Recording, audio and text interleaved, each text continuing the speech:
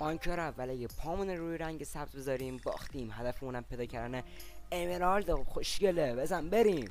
من تو این بازی به خودم 2 استکم سنگ میدم واسه شروع و از الان شروع میکنیم. خب شروع میکنیم به گذاشتن سنگ ها. داره شبم میشه داخل بازی. امیدوارم به ویلیج برسیم چون ویلیج فکر کنم بهترین گزینه باشه برای پیدا کردن امرالد. من دارم این نوری آقا به به، آقا به به، بازم ویلیج پیدا کردیم همانند ویدیوی قبلی. قشنگ شانسمون الان تو ویلیج داره گل میکنه حاجی. خیلی شانس خوبی داریم. حالا خودمون چشم میزنیم تو ویدیوهای آینده، ولی شانسمون تو ویلیج خیلی بهتر از بقیه چیزاست و ماین کردنه.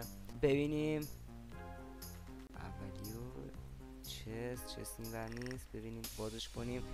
امیدوارم داخلش امرالد باشه. اگه داخلش امرالد بود تو با منو لایک و ساب کنی بزن. و بله داخلش امرالد بود. ممنون همتون. دم همگی گرم. مرسی که ویدیو رو نگاه کردین. تا ویدیو آینده بدرود.